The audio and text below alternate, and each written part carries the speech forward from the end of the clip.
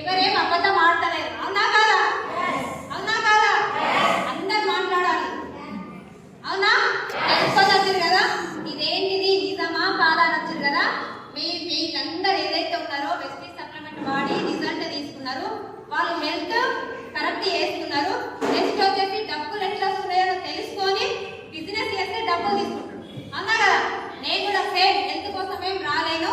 నేను season business చేస్తా, ఇంట్లో కూర్చుని బీడీ చూడతా, ఇంట్లో కూర్చుండి బీడీ చూడతా. నాకైతే అక్షరం కూడా చదువు రాదు.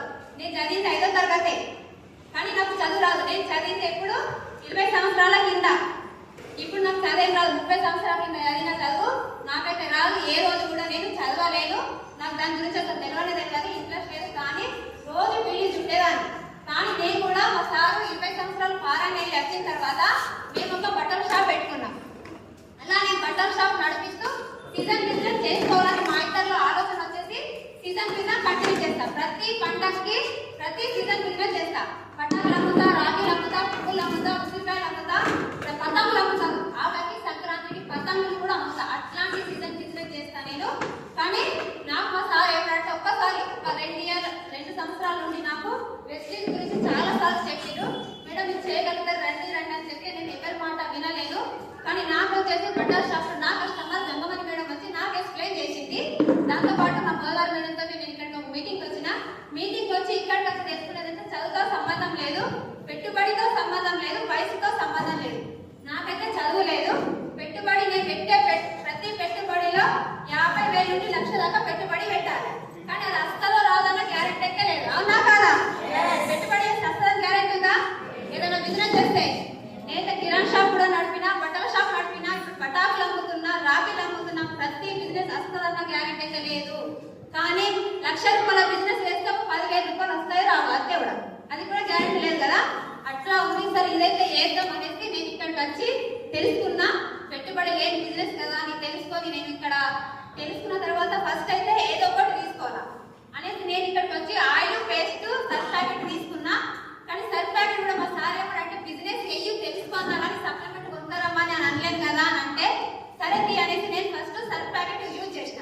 సర్ఫ్ ప్యాకెట్ యూజ్ చేస్తే మంచి రిజల్ట్ వచ్చింది. సర్ఫ్ ప్యాకెట్ నాకైతే చాలా బాగా నచ్చింది. ఇది బాగుంది కదా అనేసి తర్వాత ఆయిల్ వాడడం స్టార్ట్ చేసినాము. ఆయిల్ వాడితే మా పాప 13 సంవత్సరాలు గ్యాస్ ట్రబుల్ చిన్నగా ఉన్నప్పటి నుండే తను అట్లా గ్యాస్ ట్రబుల్ తో బాధపడే అమ్మాయి ఒక ఆయిల్ వాడడం వల్ల 15 రోజుల్లోనే తన గ్యాస్ ట్రబుల్ అనేది తగ్గింది. బాగుందా బాలేదా?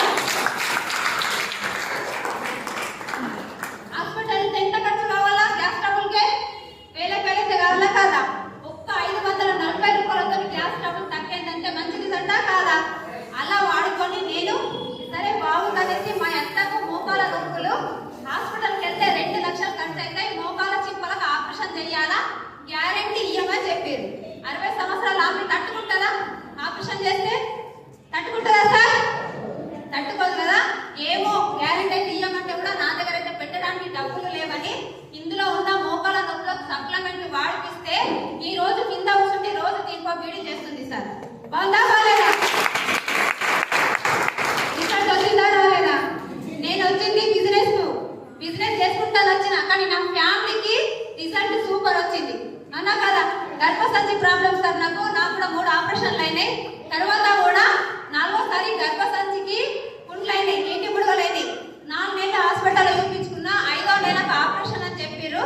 నేనైతే చేయించుకోను. ఆపరేషన్ అవస్థ ఏదో మా లేడీస్కి తెలుసు, చాలా బాధగా ఉంటుందని నేను చేయించుకోక అంతట్లో మా గంగమణి మేడం మీకు చెప్పేసరికి నేను ఇందులో వాడినందుకు ఆ ప్రాబ్లం ఉన్నది క్యూర్ అయింది సార్. 3 నెలలు వాడిన. బాగుందా బాలేదా?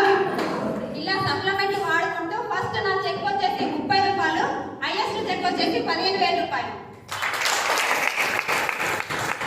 థ్యాంక్ యూ సో మచ్ నాకు ఈ అవకాశం ఇచ్చినందుకు.